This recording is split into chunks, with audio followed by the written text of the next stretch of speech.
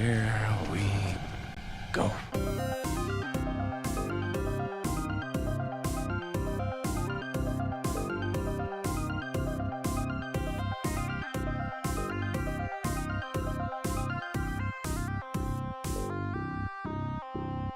Dude, do you get it? Is it a touchdown?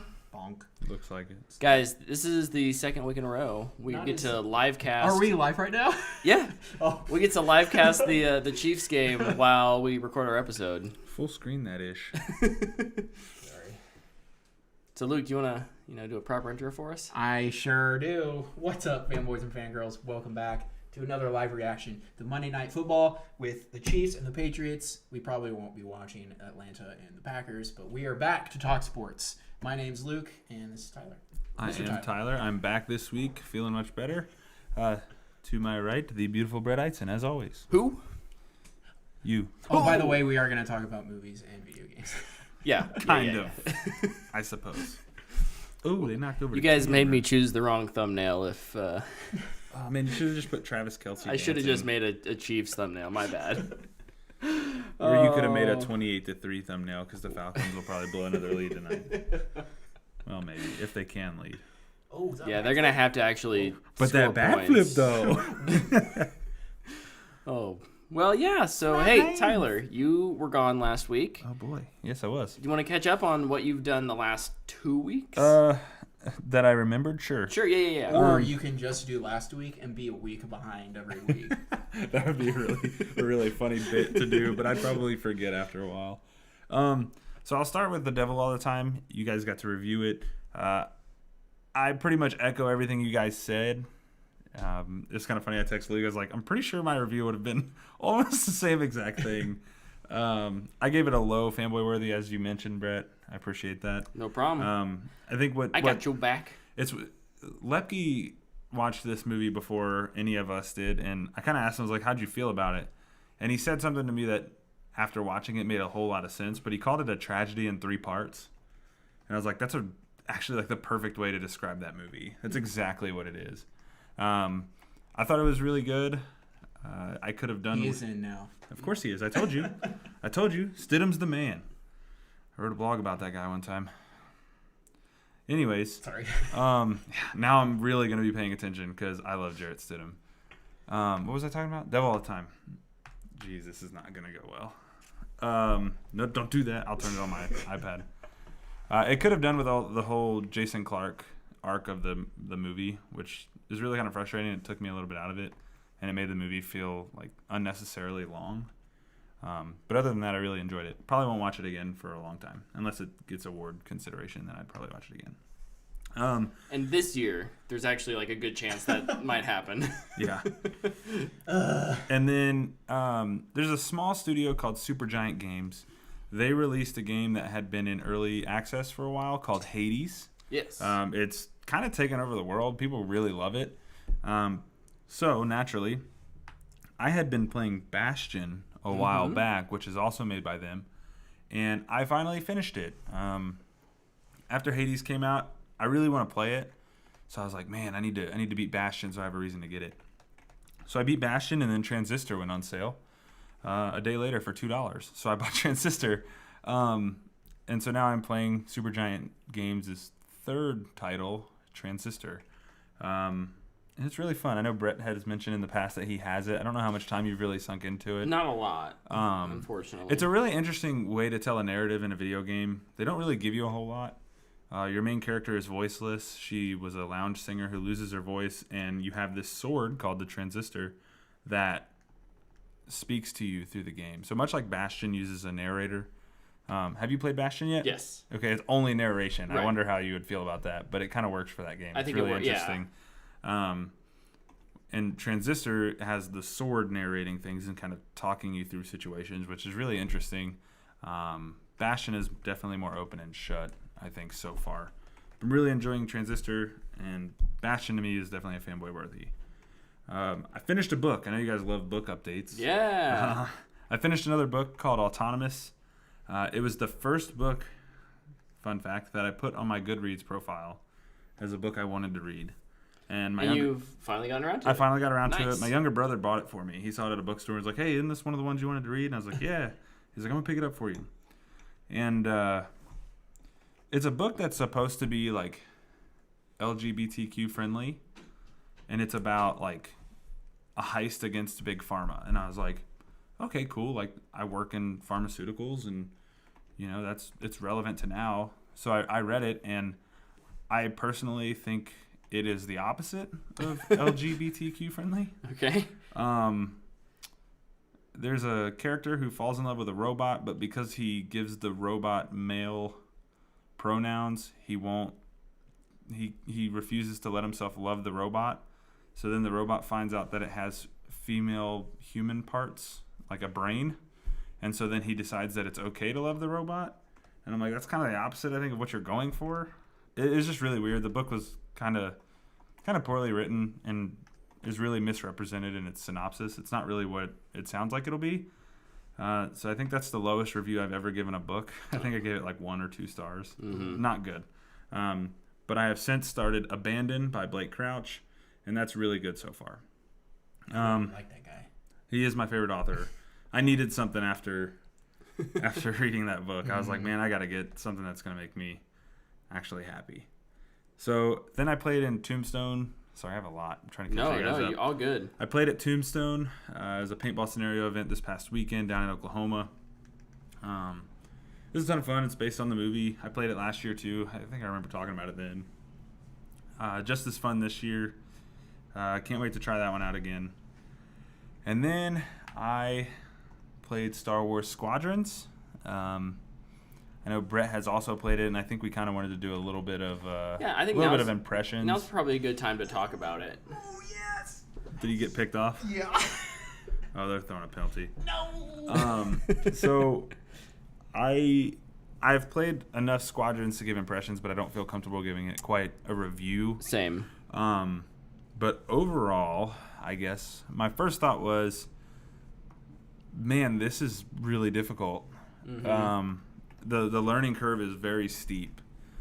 But man, if I did not well up with excitement the minute I popped into that X-Wing and started flying around and started to kind of get a feel for how things worked, it's such a fun feeling. Like, it never gets old. Yeah. I can't say that I don't get frustrated when I get blown up by people online, but I definitely take it way less.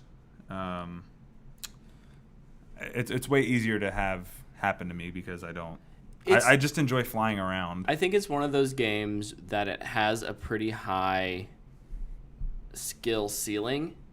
Like, you can get by with very little skill in terms of, like, you can play the game and do okay. Maybe not in competitive. You can at least have fun in the story. Oh, yeah. Without really, hitting, like, having to get really skilled at the game. But as soon as you get into that matchmaking, there's this level of, just vehicle management that if you play a lot, you get really good at. Mm-hmm. I'm in a dogfight, and knowing who's in a dogfight with you, should I be putting energy towards my shielding versus am I attacking, and then, like, being able to swap those really quickly on the fly, while also, like, oh shoot, I'm running low on missiles, so I need to put my energy towards that, or I need to go resupply. Yeah, it's much more simulator than arcade, but I think it does a good job of blurring the line to where you don't, like you said, it's accessible. I think you're it's the gonna best have way to fun view it. even at the beginning, even though you might be getting blown up. You don't get frustrated because I think there is a level of understanding, like, oh, I'm just not that good at the game yet. Yeah. But I know because I'm going to keep playing, I will get better at the game. Oh, yeah, for sure. And they do a lot of things, I think, that will help it, like I said, accessible. It's a very accessible game. They do a lot of things that help you kind of understand. I think what the campaign does a really good job of is gradually giving you more to do. Like, at the beginning, it's like, okay, fly here, shoot this. And then it's like, okay, balance your power between your 3 options. And then, like, the next mission, it's like, okay, now do you want your shields to be forward-facing or rear-facing? Like, it gives you more and more to chew on as you go along. Yep. Which I think in most games playing the campaign, you're just getting the story. But in this game, the whole campaign is a tutorial. It really is. Which I think is really good because a game like this has such a large learning curve to give it to you in pieces makes it a little more digestible, and then by the end of the campaign, you're probably going to feel like you have a really good idea of how to play. Yep. Which I've really enjoyed. So overall, my impressions, I'm glowing on this game. I think it's a ton of fun. I think the multiplayer, albeit there only is 2 modes, they have a challenge system. You can get enough out of it even without playing online. Like, they have the fleet battles versus AI, so basically you play against bots. Right. It's got a little bit of everything, and for $40, there's so much value there. Mm-hmm. It's definitely a good step for Star Wars games, for sure. Yeah, and Motive Studios. Yeah. Kudos to them for making a AAA product at a $40 price tag. $40 price tag, VR support. Yeah. It's kind of obvious once you get inside the... Yeah. You think a vehicle game does really lend itself well to VR, and I don't think I noticed that until you get like inside the ship and you're doing the like, oh, talk with your squad mates, Yeah. and it's like, I can't move, I'm at a fixed point, and I'm not used to this, but if you're thinking about doing that in VR, that makes way more sense. Yeah, because it's this, not this. Yeah. And Does it make you motion sick at all? no, actually it doesn't, which is really nice. Yeah, I haven't had that issue. I think what's your my favorite movement thing to do is to throttle down to halfway and cut the wheel, and so I'm just like, It's that, and then I throw all my power to engines hit Mm-hmm. boost, and I'm like, it's so much fun. And then I wreck into something and blow up, and I'm like, oh man, let's do it again. Yeah, it's recreating that first scene from The Last Jedi with Poe. It's so fun. Oh yeah, and then my gosh. all the customization skins for the X-wings and stuff look really cool. Have you seen like the solid chrome one? No. Dude, it's all I want. I'm saving up all my points. Literally a solid chrome X-wing. I can't It's just so sick. I can't looking. just buy it with real money. No, you cannot actually. You have to complete challenges and level up your profile, and they give you currency to buy the skins. It's fantastic. Good job, EA, once more. Good job, Microsoft, for putting that in Gears 5 as well. Throwing, not putting in loot boxes. Yeah, no, Because you already did it in another game that almost killed the game. exactly. Yeah. No, it's really fun so far. I can't wait to finish the campaign. Yeah. So this is one of the rare games where I get on it and I play a campaign mission first, because I feel like I have to reorient myself Oh, sure. with the controls. Yep. Before I dive in and play anything multiplayer. And I was trying to play all the modes so I could talk about them. But there's so much to the Fleet Battles ranked mode that I'm just not ready to talk about it. Yeah. Um, I think so far, and again, I haven't beaten the story 2 or either. You said you haven't. I haven't beat it yet. No, The campaign. I I think I'm on, haven't like either. mission 3 or 4. I think my Probably a little over halfway. my biggest critique, and I don't know how you get around this, but every Star Wars game seems to do this these days, which is how do you present the Empire as a playable faction and not... Yeah. Because like right off the bat in the first mission, they do the whole, I'm a rebel Imperial officer who's going to switch sides. Yeah. So I kind of feel like we've seen one that. game that has done it. Star Wars Battlefront 2, the original, where you start off as a clone and you become the Empire, and eventually you just like destroy the rebels at the end of the game. It ends after Empire. Yeah. But like this game does have you like as the Empire like attacking civilian. Yeah. You kill people. And it's like, okay, like we're glossing over it. We're doing this. Yeah, like one of the weird things to me, and Because you play as both sides. Yeah. You play as... it's just weird that like the second mission, the rebels take on a defector like in the middle of a dogfight. You're like, what? So it's kind of it's a $40 probably 6-hour campaign that they were just like, we got to get from here to here. Let's just move it quickly along. However, the rebel, now he's, I guess, your leader, because it's like 4 years later. Mm-hmm. He's voiced by Cyborg's dad from Doom Patrol. Is the voice actor for him. He's really good. He has a really like iconic voice, in my opinion. He does a good job. I think most of the cast does a pretty good job. Yeah. It's a fairly simply written it's pretty story. straightforward It's story. nothing crazy, but The environments are gorgeous. oh my gosh, it is beautiful. I can't believe we didn't mention that sooner. But yeah, the game is gorgeous. The first time you get in the X-wing and you fly up over over I'll call them clouds. I don't know what they are. Space dust. You fly up over and you The see the nebula Star clouds or Destroyer whatever. looking at you, and you're just like, Oh. oh yeah, this is about to get real. And then it does, and you die, and you're like, oh man, this is hard. And then you try again. Yep. Then you die. You get a little further, and then you die again. Yep. You get a little further, and eventually you get good enough at piloting that. Then you get on multiplayer, and you just die all the time. Yeah. That's just me, maybe. I don't know. It's just. But I enjoy flying around and trying to get away from missiles the whole time. So Yeah. Oh, dodging missiles. It's tough. It's that's harder another than one of you those think. things where it's like it's hard to learn. Yeah. But once you learn it, then it's like, okay, no, like I get it. But yeah, high skill ceiling For sure. Man, there. just in Battlefront 2, just you go into first person just for a bit to have a little bit of fun. Mm-hmm. And it's not near as complicated, and it's still so hard. yeah, it's tough. Just to yeah. not be able to see everything. You can only see here instead of here now. Yep. What's really fun and what I've done, this I has won't turned get into it. this has Because turned of into that. much. You can come over and play it if you want. You want to try it out. It's gonna be on. Game Pass. It'll be isn't on it? Game Pass in this November. Yeah. Because EA Play So, is a part month. of Game Pass. Mahomes Yeah. a month. just I'm just flopped waiting for again. that. Yeah. It's not a bad idea. Mahomes has flopped twice tonight. It's kind of disappointing.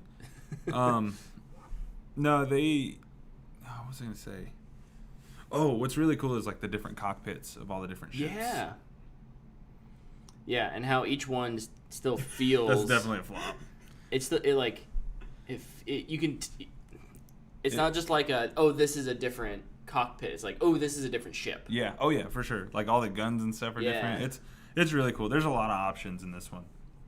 I don't want to go too long on it. But, I think that's great. I think our first impressions would be we really recommend it if you've got Game Pass, maybe, and not $40 extra.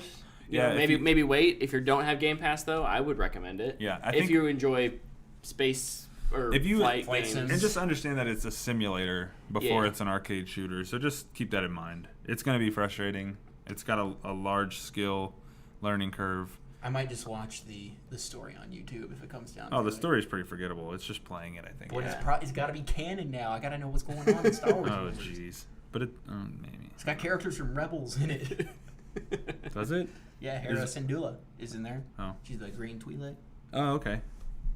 I thought you were going to say Wedge. Wedge is in there too. I'd take Hera over Wedge. Is that heresy to Star Wars fans? I think so. Sorry. You have Wedge seems drawn kind of your lame. line in the sand and will now I'm gonna be forever be honest, ostracized. Wedge is kind of lame, in my opinion, so that's okay. Anyways, the other Wedge is a thing duck. Hera's an eagle. I did was watch Enola Holmes. Sweet, and we're going to talk about that a Yep. little later. Pick. Oh my god. Oh. Wow. So I'll go next since That Luke was is lucky. really into the football game right now.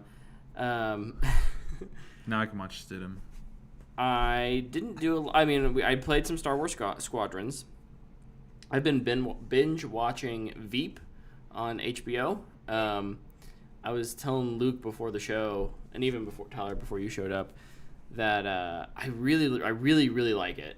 It's like 6 maybe 7 seasons. I think I'm on like either the last or the season before the last. I binged this hard this week. And it's just a really interesting look at like what a parody.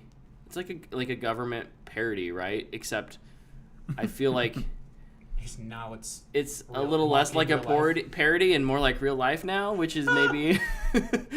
I mean, I don't know how dysfunctional the government is at certain level. I can understand from I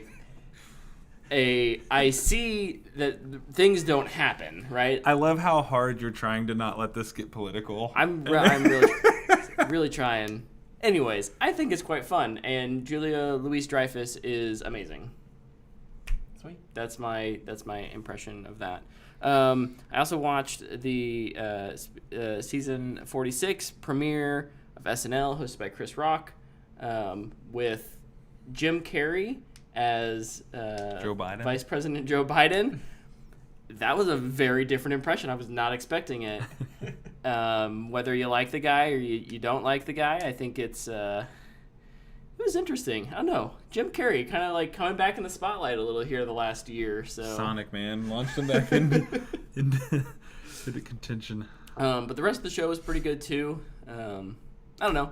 I like SNL. It's definitely not as good as it was, I think, when I was back in college. But I think we all kind of have that, like, it's not my oldie stuff.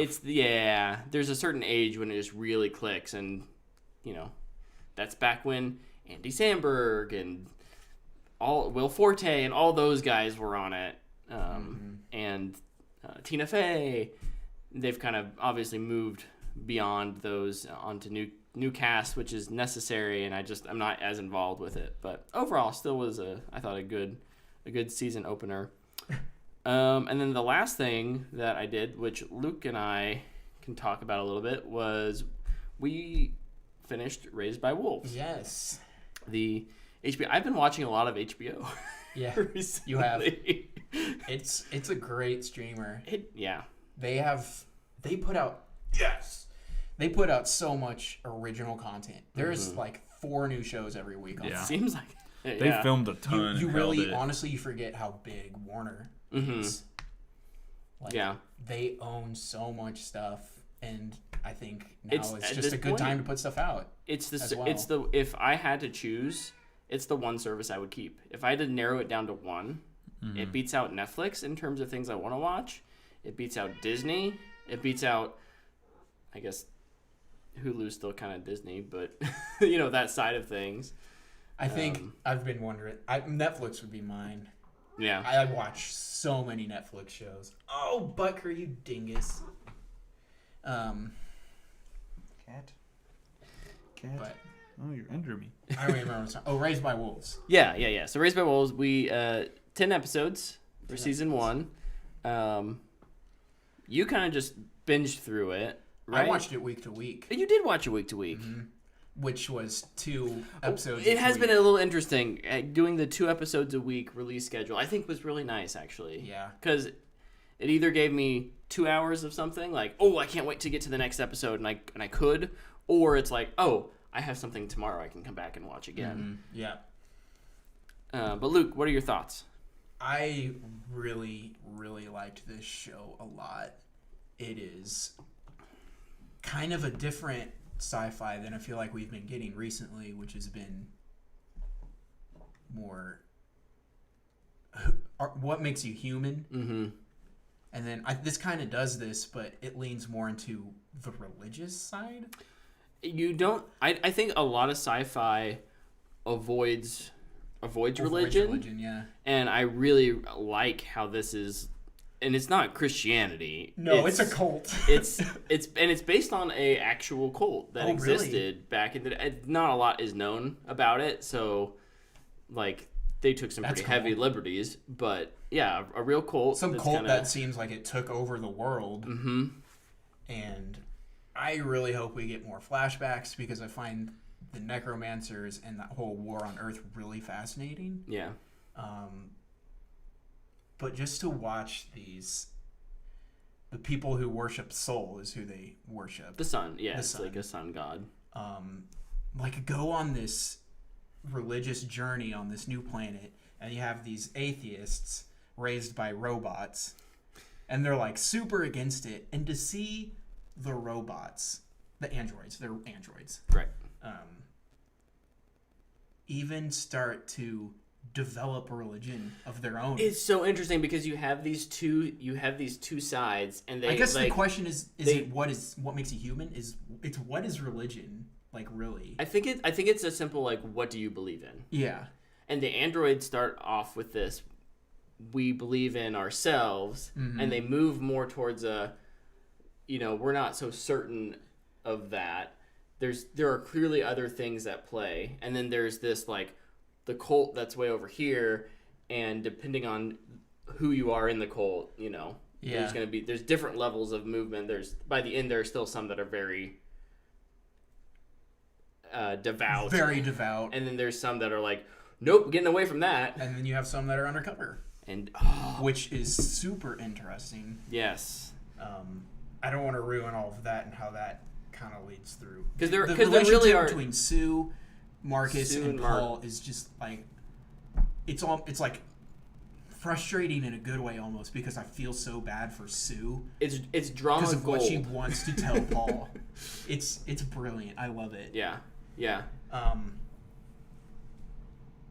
The entire season, for more of a review instead of a recap, I guess, I thought was really good. I think it has really good acting, has really impressive visuals. For something that I think does not have a big budget. No. Edelman. Yes. Edelman. Yes. Wow, that's terrible. And the budget that they did have was spent well. Yes. Like, there is CG enhancement, but they, like, if you watch any of the behind the scenes stuff, they shoot a lot of this stuff practically. And yeah, I find which I think actually helps with the feel of it. Yeah. I love the world that they're on. With just like all the dust and particles flying around, to me is super creepy. Like, they'll be just sleeping at night and there's just all this stuff floating around. I'm like, is that poisonous? Like, and especially in that last episode, like, it's just landing on Campion and Paul. They're covered in it. Yeah. It's like, should you be worried about that? Or is that stuff cool? I feel like we've never addressed it. Come on, Butker, you gotta make this one. However, I really, really enjoyed it. It's one of my favorite shows this year. But we do need to mention that the last episode is whack. It's weird. It's probably the weakest episode. I would agree. It raises so many questions and left me extremely intrigued with what they showed. But also, at the end of season 1, they don't give you any closure with any of the questions that arose in the first episode. It's honestly, it feels like more of a penultimate episode where it's like, okay, and then next week, answers. But it's like, nope, answers in a year. Yeah. Has it been renewed for a season 2? Oh, I'm sure.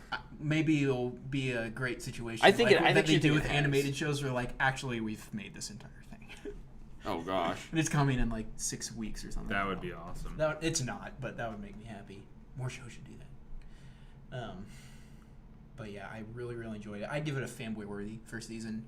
I think if you're wanting interesting new sci-fi that's taking stuff in a different direction, you should check it out if you have HBO Max. Yeah, maybe the one, I don't know. I think it's difficult for me more and more. Like, I was talking about this show with my in-laws this last weekend, and they're like, oh, that sounds really cool. What's that on? I was like, oh, it's on HBO Max. And they're like, oh, like, they're never going to get to watch this. Because it's not going to be on TV, probably. I suppose there could show up on TV sometime. They're probably not going to make, I mean, maybe they'll make a Blu-ray thing of it, but they're not going to, they're not going to buy it, so where are they going to go rent it? I don't know. Blockbuster's coming back, baby. I think that there is the only good thing to come out of COVID is the resurrection, the rebirth of Blockbuster. But no, I'll echo what Luke said there about the final episode is probably its weakest, which is a little disappointing. But all in all, great cast, fairly strong writing, good characters. The kids in the show aren't annoying, which is always a major plus for me. If you can have competent child actors that just don't annoy you. Yeah. Like I was telling you guys earlier, they don't need to act great. They just need to not be annoying. They just need to not annoy me. Yeah. And music, I thought, was really good as well. I love... Yes. Episode 4, I'll always remember it. It's when the mother's like walking through the forest kind of, and there's just this... Is this when she's looking for... For Paul? Yes. Okay. Yeah. Oh, so good. I hope they put that soundtrack up on Apple Music or Spotify or something so I can listen to it. Yeah, that'd be nice. Real quick, I think I'm going to give this one a booyah. Oh. Yeah. I think this is... Because a lot of HBO stuff, and it's a little graphic when it comes to some of the violence, but I think this is a really approachable sci-fi. Yeah. That's a good point. You don't need to have your head in the clouds and be like, I think a lot of sci-fi builds on what's come before. And so if you're into sci-fi, you can get it because they play this meta game of what is sci-fi And this really doesn't do a lot of that. It's very much in the characters, in the planet. It's something I really appreciate about it is really simple. And they have a lot of mystery. And it's not mystery that you just is mystery because you don't understand things. It's just mystery because they don't tell you. And so what's going on with the pits? Everyone is lost together. So, like, there's not this, like, oh, because there were even a couple times where I was like, oh, I wonder if anyone's online talking about this. Like, I don't understand some of this. Like, I'm curious more about the Mithraic religion, but there's nothing out there because the show is new and the Mithraic the cult itself is very unknown, the real life version of it. And there's no, like, Wikipedia page telling me in this show this is what they're all about. So it's kind of cool to, like, be a part of the revelation of that, because it's not based off of a book or anything. This is a completely original thing. Ridley Scott, man. And Alex, I like his brain. I like the way his brain works. What's his name? Who's the writer? Alex. Is it Alex Garland? No. No. I was gonna say that'd be weird. That'd be quite the pair. Aaron Sorkin. Aaron Guzowski. From the minds of Aaron Sorkin and Alex Garland. What? That would be amazing. Anyways, I would give it a pre-Emmy, Oscar, whatever. I'm very, very excited about season 2. Yes. So, Very excited. oh, he did reveal apparently that he has a 5 or 6 season arc planned if it is popular enough to come back again. So, that show looks like they did budgeting well, so keep it going, please. yep. And that's all I did this week. Well, I did 2 other things. One other thing. The other thing is Enola Holmes. I finished Harley Quinn season 2 finally, and it's. I don't need to say a lot about it. Brett reviewed it in the past. It's really good. Really good storylines. I'm really glad season 3 got confirmed, especially with the way they ended it with the end question mark. I was like, oh wow, I guess they actually weren't really sure if they were going to get another season. So I'm really excited for that. Harley Quinn, Poison Ivy are great, but King Shark is the reason that show is so good. Dude, in the Mr. Freeze episode, oh my God, it's Beyonce! Made me laugh so hard. Dude, so and I was good. watching it on my lunch break. Oh gosh, you prayed. And I just laughed so hard. I was just like, oh my goodness. That's a show if you're not that we probably have anyone who's like a writer who listens to us, but if you want to know how to write good secondary characters, go watch that show. Each of those characters is completely unique, but they build on each other, and they're not this little like cliche ball of oh, I am this character and I am this. No, like they all have their thing, but they're interwoven so well and they interact so well together. Also, shout out to Kite Man. Yes. Nice. So good. I want a Kite Man short spin-off. Like a Quibi season? 5-6 minute episodes Like- or something. Yeah, just like a really quick thing. Like 5-10 minute episodes. yeah. Or maybe like a post-credit scene at the end of each episode. Oh, there Where's you go. Kite Man? in this one? Yes. I just want to know what he's up to. Oh, hell yeah. I got you, babe. But yeah, that's like Raised by Wolves was the other thing I did. Cool. Well, we had a busy week, 2 weeks for weeks. Tyler. And then, yeah, obviously we're in the middle of football season, so go Chiefs. Are we winning? Yeah, big time. 26-10. Ooh, good deal. Honey Badger got a pick 6. Awesome. I love it.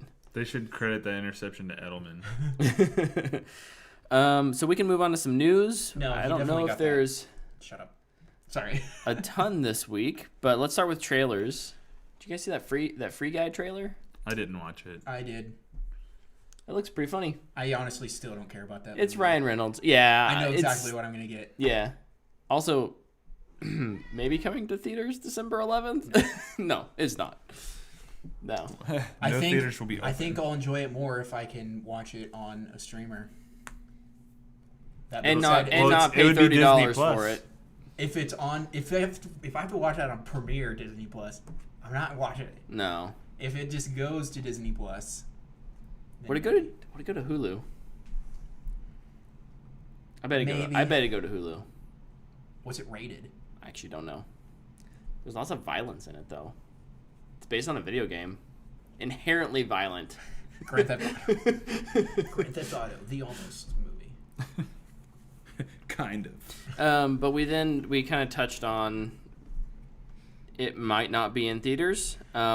We had a lot of movies get delayed this week. Actually, not a lot, but we had big ones. Big ones, yeah. Which really kind of shook up the whole industry. So we had No Time to Die delayed until April, and Dune, sad face, delayed all the way to next October. Yeah. Which sucks because it's the same day as... Yeah!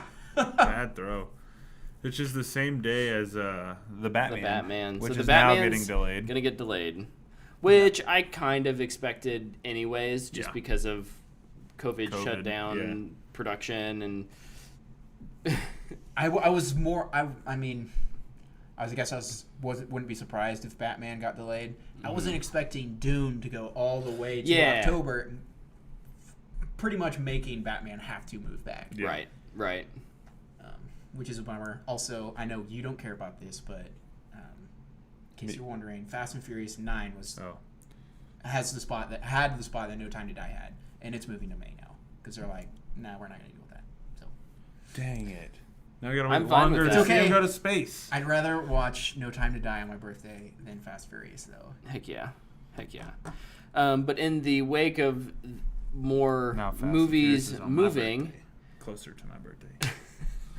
we had Cinemark, the owners of the U.S.-based Regal chain, announced that they are closing all U.S. and United Kingdom theaters starting like on Thursday until further notice.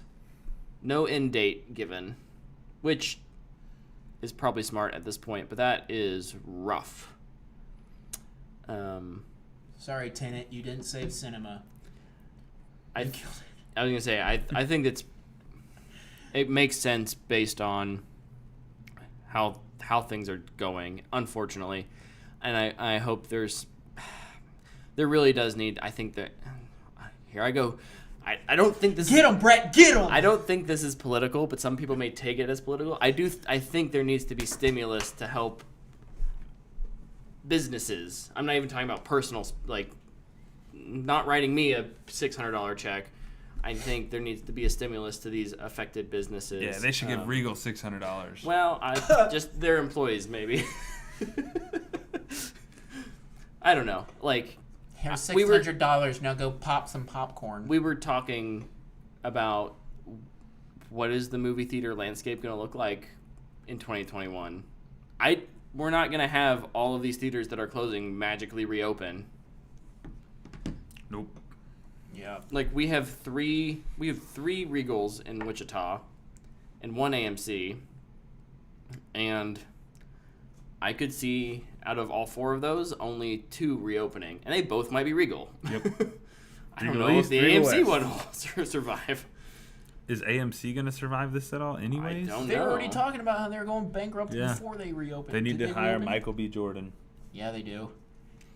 And get the rights to Spider-Man. Yeah.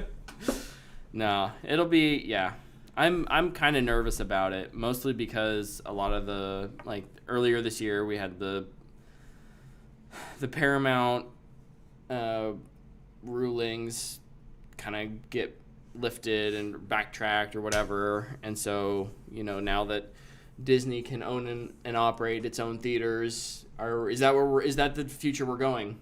It's a physical representation of the streaming wars, right? Where it's like, oh, if I want to see Spider-Man, I have to go over to the Sony theater. Oh, that would suck so bad. If I want to see... That would be miserable. and there's a good chance that they would still be in other theaters, but maybe the ticket prices would be higher, or, Disney would demand higher cut. Whoever it is, Warner Brothers, Disney. It's a shame that I appreciate direct-to-consumer models, but I also don't like monopolies. So theaters are a nice way to make sure it's a level playing field for everyone. And it seems like we may be getting away from that. So this has been 2 Minutes with Brett, distressing about the future of movies. It'll be okay, man.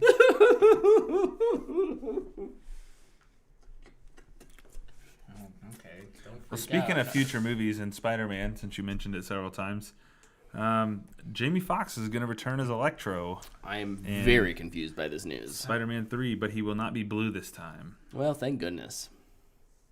I think lots of people are going multiverse. I really think it's less complicated than that. I think You think they just want him to play? He's a good actor. He's a really good actor. Yeah. Yeah. And they're like, hey, do you want to do it again? He's like, yeah. He's probably like, oh, chance at redemption. I'll do it. Do I have to be blue this time? No. Oh, okay, I'll do it. Cool. I'm in. It could definitely lead to a multiverse. Mm-hmm. Well, if it's we got this coverage choice, apparently it's already confirmed. Oh, yeah. I mean, Those are my favorite articles. Those are my favorite this week. they confirmed that Spider-Man was coming back to Marvel. He's going to be in Civil War, right? So it's those same people? I think it was the ones who said that Doctor Strange was going to have a second movie or something. I don't know. What? I don't know. I didn't actually read the article. I just saw that Tobey Maguire and Andrew Garfield are going to be in it too. Breaking. Popular movie gets sequel. Yeah. Also, water. Wet. Is that the best contribution that BVS has given to us? No, I'm pretty sure it's the Affleck suit.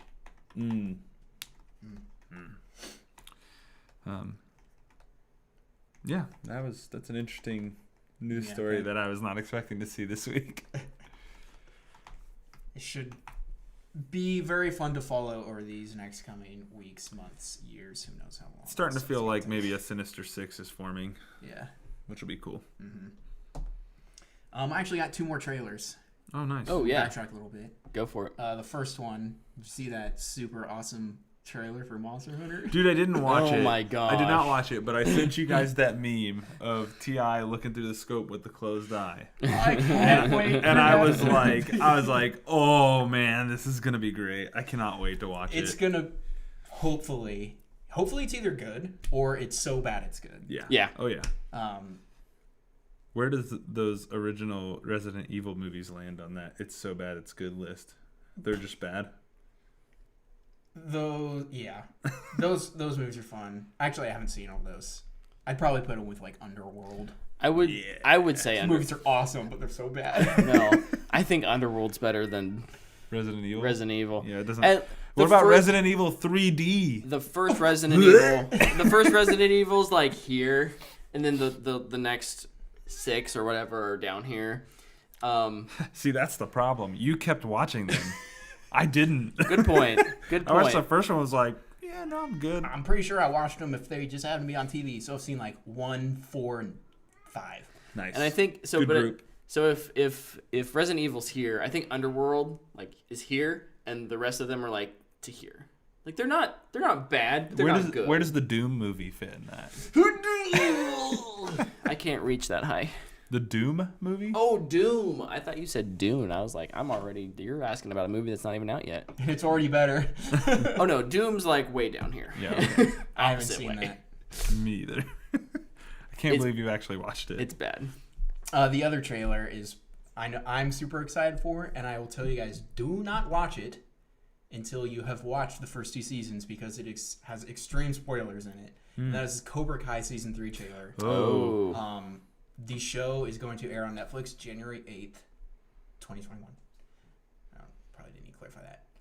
And then also it got confirmed that season 4 is coming also. Nice. I love that show. Now that it's Netflix original, it's probably one of my favorite Netflix originals. But yeah, looks super good. I really need to know what's going to happen in this 3rd season and who's coming back, what's going to happen to what happened to the people in the season 2 finale. I once again stress, do not watch that trailer unless you've seen the first 2 seasons because you'll probably see something and go, actually, I mean, heck, it might intrigue you, but if you don't want spoilers, don't watch it. Yep. Oh, January 8th, I need that now. What other news we got? Brett, how hyped are you for Lion King 2?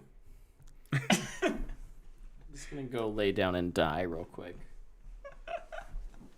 What if I told you that Barry Jenkins the director of the Best Picture movie Moonlight was directing it. Why would you do that to Barry Jenkins? I didn't think he actually was going to lay down. I think he's actually dead now. Brett, you should get up. Dibs on his new computer, I call it. Join us. I want his pre-order because he actually got one from Microsoft. So he'll probably get his. Guys. Oh, geez. He's got that country Just joking. swag. Just joking. Country smooth. Country swag's way better, though. I like that idea. You know I can't call it by its real name. Look. Bonk. I don't. I still haven't seen the first one. Hey, what if I told you it could be a prequel about how Mufasa became king? Look, there's no amount. Is that really like what they're talking Supposedly.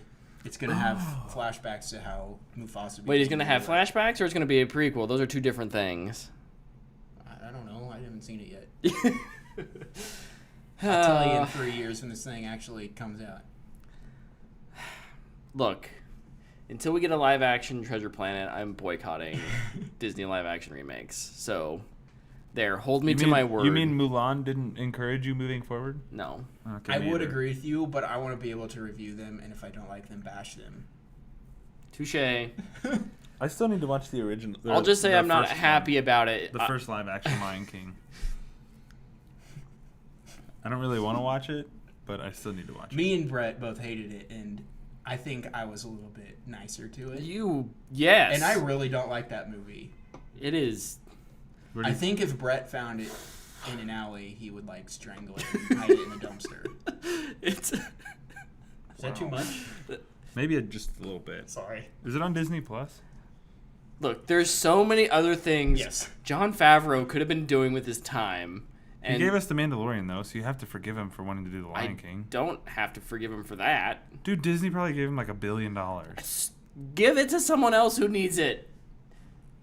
Yeah, Jon Favreau doesn't need money. Jon Favreau don't need that money no more. He was great in I Rudy. can't believe he's not on their board yet. He probably is. They just can't say it. Yeah. Okay. Oh, Let's move on from Lion King so Brett can now relax. I'm depressed. I'm going to hit 2 Netflix stories. So we got our first look at The Witcher Season 2 and the new armor for Geralt. Looks the same to me. And then this one won't impact either of us, but Luke might be a little upset by it. Glow Season 4 was canceled. Yeah, this pissed me off. This is right one of the best after shows on Netflix. and after they announced they were going to do a 4th and final season. Now they're going back and canceling it because of COVID. It kind of feels like there's something else there that they're not saying. Yeah. It'll be interesting to It see how that says to develops. me that the show's numbers were probably declining, but they felt like they had enough to make a 4th season. But now it's like, okay, I guess we're just not going to make it. yeah, We don't can risk it. throw that budget into The Witcher because people loved it. My other wonder is Allison Brie moving on or whatever? Like, does she have some other stuff lined up that she wants to get to? Because isn't she the star of it? Yeah. Yeah. So I don't know. It's it's kind of like the Mindhunter thing. Like, it was going to take too long to eventually get to it, so they let them go from their contracts. I don't know. It could be a lot of different things, but I thought that was interesting that I don't like that. that came today. I don't like either of those being canceled. The rest of my stuff is video game news. So So we got a new casting news in There the we go. world of Marvel, MCU. Mm-hmm. We got Kamala Khan. Miss Marvel was cast, which had that had a standalone movie been on this. I can't honestly. show. I just can't remember. Oh, it's a show. It's a show. Disney Okay. Plus show, yeah. Disney Plus show. Disney That's Plus show, right. and she'll have appearances in Captain Marvel and future Young Avengers movies. Right. Okay. Yeah, that makes sense. So yeah, I'm gonna butcher her name, unfortunately. Iman Vellani? Iman Vellani. Yeah. She is a. I bet she's really nice. She's from Canada. She's a newcomer, which I love. Yeah. Yeah. Great choice. Great way to do it. Yep. Also, did you see her review of Captain Marvel? Yes. No. She did not like Captain Marvel, but she really liked Brie Larson. She gave it a 1 out of 5 stars. Oh, but she's said, the best character in the MCU She already. has a letterbox account, and Yeah. it's fantastic. I think her review of Fantastic Rise of the Silver Surfer was like 1 out of 5. Don't be afraid to show Galactus. Something like that. It's awesome. Her It's Captain what every Marvel one. fanboy was saying. If you're looking it up, but I think I'm it's going to her letterbox. I think it's something like 1 out of 5. Like I don't know if it's straight up said bad movie, but I'd die for Brie Larson or something like that. Mm-hmm. 2 stars for Captain Marvel. Okay. These stars are not for Brie Larson. I will sacrifice my own life for Brie Larson. Yeah. Oh, this is so good. So she does kind of like Her Tenet review is good Fit too. it. Okay. Now explain it like I'm a child. Spider-Man 3. This is so unironically great. Dude, I need to download this app and just follow her and read her reviews. This is great. And then look up the reviews on Letterboxd to 4 hours of flipping you off by David Sandberg. so. You read those? I think that's pretty cool. They're on his Instagram. They're fantastic. We got She-Hulk last week, 2 weeks ago, and now Miss Marvel, and Next is Moon Knight. Wait. yeah. So that's pretty cool. And I apologize if you can hear the podcast. I have no idea if you can or not. He's being very annoying tonight. Maybe he's just singing a song that's stuck in his head. I'm going to be reading these now. Did you read her Logan Lucky one? No. I did not. I seriously did not know Hilary Swank was a real person. Did she like that movie? She did. Okay, good. I love that movie. That movie's good. It's That- out of 5 that is though, a- so Fantastic movie. All right. What are those video game game stories? news? You're going to have Oh, to put down shoot. your phone, Sorry. sir. her Rise of Skywalker review is, does being dead mean nothing? It's so awesome. Okay, so I'm going to quickly go through these. Minecraft Steve is now going to be in Super Smash Bros. That's a Microsoft character going over to Nintendo. It's kind of awesome. Yeah. Cyberpunk goes gold. That was announced today. That's right. The game can now be published for physical sales. So that's exciting. We're one step closer to release day. How big's that day one patch going to Yeah, be? we'll see. We'll see what that looks like. Honestly, I'm just excited to get my hands on it. I'm Agreed. excited to see what they offer for it. I actually have 2 more stories in video games. Sorry. Ghost of Sekiro has an update coming later this month. Ghost of Sekiro? Or Ghost of Tsushima. Yeah, Ghost of Sekiro. The greatest crossover since DC versus Marvel. Well, it could be crossover. No. There is a co-op multiplayer mode being added and a new Game Plus mode being added. I think it's October 16. I could be wrong. Cool. Very cool. Love new Game Plus modes. Those are awesome. Bastion has one. I should play it. Bastion. And then this one's a rumor, but as fans of this game, I feel like it's worth mentioning. Titanfall 3 is rumored to be in development, and alive and well. Yes, please. That's pretty exciting. I think everybody should give Titanfall 2 a chance, even though it's an older game now and maybe feels. Actually, I don't think it feels dated at all. It feels great. It feels like Apex. It's It's a definitely little faster Apex, honestly. It's one of the snappiest and best feeling shooters you'll play, in my opinion. The campaign for Titanfall 2 is fantastic. I'm all in for more Titanfall. I really hope, this is the group that made Call of Duty 4 Modern Warfare. So if you like Call of Duty back then, this is as close as you're going to get to it again. I hope this is true. I really do hope Same. they're working on this. Next gen Titanfall would be wild. Oh. It would be so good. So we'll see. Time will tell. Agreed. Well, should we... Luke, how's that watch going?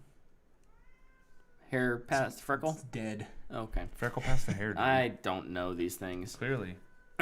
Shall we talk about our movie that we're reviewing, Enola Holmes? Okay. Yeah. I guess I'll start. So this is Enola Holmes, Netflix original movie starring Billy Bobby Brown and kind of what's his face is on the Henry Cavill. Henry Cavill is on all the promotional material, but he's in it very little, and that's okay, I think. But it is also kind of co-starring him. I really like this movie. I think this was kind of a breath of fresh air. this year. Maybe again, I think I kind of caveat a lot of things I've enjoyed with. Maybe it's just because we haven't gotten a lot this year. But I think Millie Bobby Brown is a really talented actress, and she's really growing into who she is as an actress. That's one of my favorite parts about this movie is it felt like she got to play a different character than she's been in everything else she's done. She actually got to have some charisma. She actually got to be a fun character. Yeah. Because you could always tell it's there. Mm-hmm. She has it, but she never gets to do it. It was really cool seeing a Sherlock Holmes movie with a teenage female protagonist. Mm-hmm. Because I think if you had gone the role of, we want Henry Cavill to be Sherlock Holmes, we would have just gotten kind of a same-ish version of what we've gotten with Benedict Cumberbatch and Robert Downey Jr. Well, he showed too much emotion. He's being sued for it. Or the movie is. Netflix is. What? Yeah, whatever. Which I think is okay, but I'm always appreciative of iteration of things. And Enola Holmes is in and of itself is a property outside of Sherlock Holmes. Yeah, it's a 6-book little series or something like that. I think for young adults, middle school to early high school age kids. Yeah. It's like short form novels. I guess their plan is maybe to make more of them. I would be okay with that. I would watch them. I would too. I think she has really good chemistry with pretty much everyone on screen, especially her, and I forget his name. Tewksbury? Yeah, Tewksbury. Yeah. I think maybe my one criticism of this movie would be that it feels a little light on the detective solving for a Holmes movie, but it's less about that, and I think that's okay. I just wasn't quite prepared. I thought this was going to be much more of a, hey, I'm a young Sherlock Holmes, and they even kind of set it up in the first act that she's really going to solve this mystery, and it becomes less about the mystery and way more about this kind of interaction with this boy. I think my 2 knocks on the movie, and I only have 2 cons. I think the pacing was a little off at times. Like, the movie started to feel kind of long. Kind of towards the end of the second act, it started to feel like they were just adding some fluff to the movie, which I thought was really odd because it didn't. It's not a long runtime. They do a lot of things. They do a lot of things to fluff the movie up. Yeah. Mm-hmm. So the pacing just felt a little off to me, and then kind of like you said with Cavill, I thought Helena Bonham Carter was like criminally underused. Right. In a female Holmes movie that I felt like could have been more empowering than it was. Mm-hmm. I felt like she's the character you do that with. Yeah. All that to say, this is probably going to be a 5 or 6 movie thing that they're working on. I'm sure we'll get more of her later. But I think one of my favorite things this movie did is it had like this battling. Not want to say battling, but there's 2 narratives, right? There's Sherlock figuring it out the way Sherlock figures things out, and I think that's really cool. You see him deduce, okay, she left. This is where she probably went. Yes, I went there too, right? Right. Whereas Enola is not solving the mystery as much as she is following directions from her mom. Right. And I think that's really cool because. And I guess it's a mild spoiler, but like Sherlock acknowledges that she's really smart, and he kind of like pumps her up a little bit, rather than saying like, "Oh, you only figured it out because mom led you here." He's empowering her to continue to go after that being a detective thing because she really doesn't know what the world is like, so she doesn't know what she wants to be. Right. And so he's trying to push her in that direction. I think that's really cool. So it was a fun little parallel story where you get to watch them both figure it out in different ways. Yep. Luke. My turn? The quiet one over here. I thought this movie was crap. I was so bored. I was definitely expecting way more mystery. Mm-hmm. And I felt like there was absolutely none at all. She has the bit at the home where she's like, oh, her chrysanthemums, not these chrysanthemums. And it's like, okay, yeah, cool. That's literally like the only thing she does. She puts a letter in the newspaper, and there's no mystery. The rest is just like she's trugging along through London with this dude, who, by the way, I did not like that kid. I thought he was annoying. Have you seen Fleabag? Yes. Same director as Fleabag. This is Fleabag. Millie Bobby Brown's character, Enola, is the exact same personality, mannerism, speech pattern as Phoebe Waller-Bridge's character from Fleabag. Yeah. And I just was irritated by that the entire time. It's like, so I can credit all of Fleabag's greatness to Phoebe Waller-Bridge because she's the writer, and not him because this director clearly has one thing he can do. And I was just thinking about that the whole time. I was like, is this all it is? Is just Fleabag? I can see how that would be a sticking point for you. Yeah. What else I got? I did like Henry Cavill. I thought he was good. I did like Helena Bonham Carter. I thought she was interesting. I thought the entire thing was so predictable and annoying. Like, it was an episode of a procedural TV show, like a murder of the week type thing. So there's a murder, and you are introduced to two new characters, and it's one of them did it, like in this TV show. Right. Whichever one is nice to the person is always the one who did it. Remember last week when we talked about tropes? Yeah. Yeah. That's one. What's another trope that I forgot about? Something blocking a bullet or a knife, and you think they're dead. Twice. They do it twice in this movie. What's another trope? Rolling to the very end of a cliff, and oh, we're okay. Nailed it. This thing was just a trope machine to me. Just like going, maybe it was even because we had done that episode, and now I'm just noticing them all. It's just like, seen it, saw it again, seen it. And then you get to the climax. I thought it was the climax. And I was like, man, I really got to pee. And I pause it. There's 30 minutes left. And I was like, Dude, I'm telling you, the pacing is weird. My gosh. And I just remember thinking, I don't know if I'm going to finish this right now. I kind of want to do some other things. I was like, no, whatever. I'll just watch the whole thing now. And then kind of just the last thing. I don't want to just rag on it because I hate bashing movies. I really do. I booed this movie twice. Like out loud when they do something. I was just like I was in my recliner watching. I'm just like under my blanket. I go, boo. And that's, I think, Helena Bonham Carter's, not her plan. Oh, that was a little interesting what she was trying to do. But her way of keeping secrets. Oh. I thought was so stupid. Just like, I don't know if I should say it. Just the scrambling stuff is like, Sure. It's your only thing. It's all she has to figure out. Like, That's a very, very huge part of the Sherlock Holmes mythos. just unscrambling letters. Using like anagrams and stuff, yeah. It's a huge part of Sherlock Holmes. But that was the only mystery she really solved. It is a book written for 10-year-olds. Then why is the movie rated PG-13? Because 8-year-olds watch of- PG-13. Because these one days. scene of violence. I think this would have been a lot better if it was like in the tone of something like Paddington. Oh, I still need to watch Paddington. Dude, Paddington's so good. That's where the kid's from. Yeah. Oh, really? Mm-hmm. Um, Yeah. Oh, no. Paddington's obviously now way down there. Luke hates it. the other part is when they freaking reveal like the whodunit. Mm-hmm. I was just like, boo. Because I'd known it for like 30 minutes at that point, I think. Oh my gosh. Yeah, I think this movie. The treehouse scene. Yeah, that's when I figured it out. Yeah.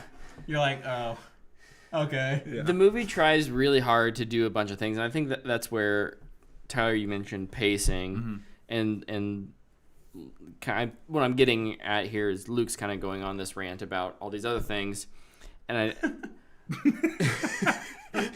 but I think they're related because the movie is I trying also to think do they're fair criticisms. so many things. It is trying to do the like Sherlock Holmes mystery. There's this whole thing with this boy. There's her finding the mother. They have to figure out who's trying to assassinate him. The whole mother bit is how this thing starts, and at the end you're just like, oh yeah. No, yeah, you're They right. totally get rid of it. They absolutely gloss over it. Well, she acknowledges it in her monologue too. Yeah. Real convenient there. But She produced it, so maybe it was her idea. write a check and Yeah. no, I don't know. But I do think you're right in that it does kind of seem like it doesn't quite know what it wants to be, and I think it tries to write itself out of that by doing the meta thing, talking to the camera, and just kind of like glossing over it, right? Like glossing over all these things. There's also there's a character we haven't mentioned yet. He's probably one that it's the thread that I dislike the most, and that's the stuff with Minecraft. Yeah. Boo! Get rid of him. I don't think that was necessary at all. Yeah, you can do without Mycroft in this movie. Because you can have I think if you take that time, either cut the time, but again, the movie's not that long. It's not like it needs to have a shorter runtime. It just needs less to do so it can focus on things better. Mm-hmm. Give that time to an actual proper antagonist. Yeah, that's one thing I think the movie lacks. Yeah, it's got the guy who's hunting the boy. Mm-hmm. And then at the end, surprise villain. I don't know if this would fix it, but I think just have her mom go away, and then she just gets put into that be a real girl home. Right away. And then she's like, I gotta get out of here. Yeah. Break out, you're good. Yeah. Let's go, adventure. Mm-hmm. Just that real quick bit, because I feel like a real unnecessary bit in the middle was her going to that boarding house. Yeah. It's like, I know she's not going to stay here. Yeah. And Put that in the first act. Mm-hmm. You'll think the exact same thing, but it can go somewhere. Yeah. And that's the fluff I was talking about in the second act. It just it's just thrown in there. I think the only reason Mycroft is in the movie is to give Sherlock something to do. Yeah. Like to give Sherlock something to distract him from solving the mystery that he could solve in 10 minutes. Right. You know what I mean? He needed to have some sort of antagonist, if you will, to cause him trouble. Yeah, no, I agree. Hey, Simon, you want a French fry? Mycroft is a weird character to begin with, so I always think it's weird when he's in stories. Also, we've gotten to very opposite versions of Mycroft. You have the Cumberbatch version where he's like a secret agent genius type. That's how he is in the Horowitz books. Yeah, which I think is how he's supposed to be. And then in the Guy Ritchie Downey Jr. ones, he's like this weirdo. Yeah. Which is actually the version I like, because he's like walking around the house naked and stuff. Who plays him? What's his name? Somebody that would Lane? be in anything British. Something Lane. Isn't it Lane? I'll have to look. He's probably in the Harry Potter movies. He's absolutely in that. And I think he's also in, I don't know if he's in I could not, it did House. not dawn on me that Petunia from Harry Potter was the head lady at the school. Oh, yeah. Dana's like, that's Aunt Petunia. And I was like, what?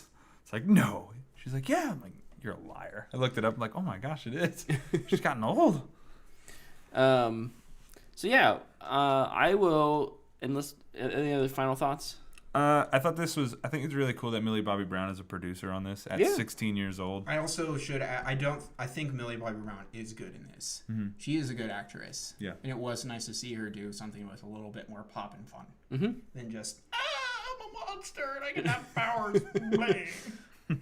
Something like that, right? Stephen Fry, yeah. Like the audiobook guy? This dude. He's Dietrich in V for Vendetta. The news guy who's like helping Natalie Portman out. He's a narrator in Hitchhiker's Guide to the Galaxy. You probably know his voice more than... I'm pretty sure I'm listening to an audiobook with him voicing it right now. If it's the same guy. I don't know what that is. The complete collection of Sherlock Holmes. Nice! He's the concierge AI in Destiny 2. Oh my! There, managed to talk about Destiny this week. Should we give our ratings? Yeah, let's give our ratings. I'll start. I'm gonna give mine. I'm gonna say it's a low fanboy worthy. It might. I think. He's in Veep. After talking, you kind of think about it, but after talking about it with you guys, it could maybe be a Matthew McConaughey. But I'm gonna stick with a low fanboy worthy. Shoot, I'm giving it a booyah. Oh! Whoa! Look, two things. I went to Barnes & Noble before I watched this movie, and I saw the book on the table, and I was like, that's a children's book. I now know what to expect from this movie. Yeah. Second thing, my wife loved it. And you know what? It made me really happy for her to watch a movie that she loved, and so it made me enjoy it way more. Yeah. She was laughing and cackling along, and I was like, all right, cool. Like, if she's having fun, I'm having fun. Yep. So it just made it more enjoyable for me. I had a really good time watching it. I give it a straight to streaming. Or find it for free. Find it for free. Yeah, it is a Netflix original. Would you watch a sequel? In a normal year, when there's lots of other things to No. watch, would you watch a sequel? No. Okay. Maybe if we're reviewing it, like for the show, like I was not gonna watch this, but you told me I'm giving it a booyah, Yeah. and I was like, oh, maybe I should watch it, and we're like, well, let's review it I next week. set the bar too high. Yeah, you did. Jeez, blame you, Tyler. I do think other people will enjoy it more than me, so they might give it a chance. But I was really just waiting for the credits the entire time I was watching it. All right. Would you watch a sequel? Yeah, I'd watch a sequel. No, I like I said, I still enjoy it. I think, kind of in our review, our retrospect, I realize you guys articulated well some of those things that probably bothered me in the middle of watching it. They're the moments when I would have probably checked my phone and got distracted away from the movie better than I had thought of myself. So that kind of humbles it, in my opinion, down to maybe a low fanboy worthy, maybe a Matthew McConaughey. But I think I'm gonna stick with a fanboy worthy. I would recommend it. If you have Netflix, to definitely go watch it. Yeah. See what you think. It's fun. I thought it was fun. I qualified my statement with saying it's by no means perfect, but I'm giving it a booyah. That Sure. was my actual text I sent. Sure. So I enjoyed it. Cool. I say watch it. All right. Luke says, Just a shrug emoji. If I you're give bored. it 1 out of 2. That's what I give it. Let us no. know what you thought of it. I think I booed it once too. probably at the same moment. She whips out the shotgun. I was like, no way! What is this? You? Yeah. That's who. We No. all saw it coming and no one, come on. no. So that duh. wasn't Catch up. that wasn't my boo moment, but it was definitely funny. My boo moment is close to that. My boo moment was when Tewksbury looks at the chest plate of the knight, and I was like, boo! I know what you're doing. There's no way he buttoned all those buttons. And like nobody saw him. Like, I'm pretty sure people with his stature, this is complete assumption based on things I've seen and just nothing. It's based on nothing. I'm pretty sure he didn't button his own clothes. I bet he had some servant that's like, oh, let's put together your vest. Oh, you're so rich. there was a guy hiding behind the statue. He took care of it. Yeah. He was He's there. like, do you need help with your buttons, sir? Yes, please. Yes, I do. Please, I don't want to get shot. Well, too bad. Oh gosh. Well, that was our review for the week. Fanbox. We don't have. Oh, we have one Fanbox question. From last week. It's a holdover from last week that we waited until Tyler Oh, was boy. here. It's from our friend Ian over on Twitter. Which each of you is a football penalty? Which one are you and why? So we need to identify which football Do I penalty need to would be? I'm 12th man on the field. Do we need to be appropriate or not? No? Maybe? Are there football penalties that are inappropriate? There's one that Goosing on the field. no. My favorite penalty name is illegal touching. Oh. That is my absolute favorite penalty. I feel like Luke's would be excessive celebration. that's probably accurate. I'm that DB that does nothing. That's just over on the side like going. Or the guy who always does this, even though like it's a bad throw by a quarterback. They're Right. like, no. No! Wait, what? I'm what's the Key and Peele? Oh, the three The pumps. three guy. pumps. Yeah. Oh, gosh. Hingle McCringleberry. Yeah. I'm Hingle McCringleberry in this situation, doing 3 pumps.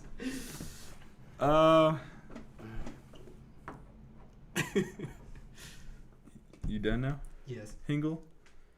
Yes. Okay. Hingle McDingleberry? Roadie. Brett, what penalty would you be? I don't know. I was having a hard time thinking of one for myself. I don't want to say I'm illegal touching because that's bad. But it is a hilarious penalty name. Illegal touching. I feel like out of the 3 of us, I would probably be illegal touching. It would not be me. No, I it know wouldn't that. be you. Illegal use of the hands to the face. There you go. Not this year. Not in 2020. No, I think I would probably be unnecessary roughness. Yeah, that makes sense. I can Logical. be aggressive at times. Just holding. Brett would be targeting. Targeting Simon. Targeting monopolies. Haha. Targeting. Like trying to hurt people. Is that an NFL penalty? Or Targeting? Yeah. Yeah. I didn't know if that was It's if you college. lead with your head. Ah. Like if you lead with your head and hit people in the head, it's targeting. No headbutting. That's what I do best in soccer, though. But wow. Just headbutt into someone else's another player's chest. Like who was that? That bald dude. From Oh, dude, that video is one of my favorites. That is such a great If video. somebody headbutted me in the chest and it knocked me down, I'd get up and shake their hand. I'd be like, dude, that is amazing. How did you Like do that. that? Whoa. See? Targeting. He's like, I won't be able You're not in trouble. I just don't know why you keep meowing at me. Is it food time yet? Food time has an hour and a half come ago. and gone. I thought food time was like 8:30. We moved it to 8 so that it wouldn't interrupt the show Oh, gotcha. and or Claire's bedtime routine. But Hmm. so yeah, but no other Fanbox questions this week. Encroachment. So Is that that's it. Wow, we did it. Is this our most divisive episode this year? Probably. This is the first time we've actually had to disagree on something. Oh, maybe. We should watch something else that we disagree on and talk about My it. least favorite trope from last week, since Oh, we yeah. didn't get to that, is infidelity as a means, as a motivator. I can't stand that. I think it's stupid. And my favorite, I don't really have a favorite trope. The trope I enjoy seeing is when two parties that have no business being together come together for a common goal. Oh, there you go. Like Remember the Titans. But that's a trope in like all sports movies. And I really love it because it makes me feel good.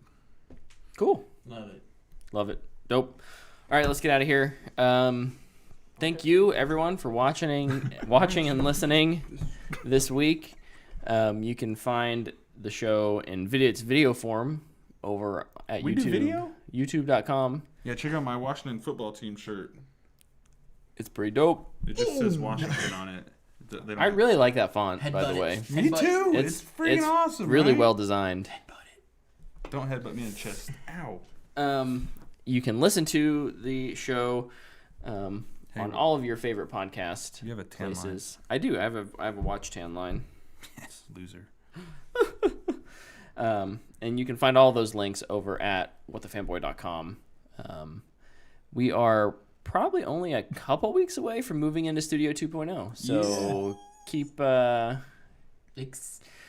watching and listening for that. That's going to be fun. We also have some other fun changes coming with that. So hype that up a little bit. I'm so excited. And until next week, let's just get out of here. I can't keep. Bye. So excited.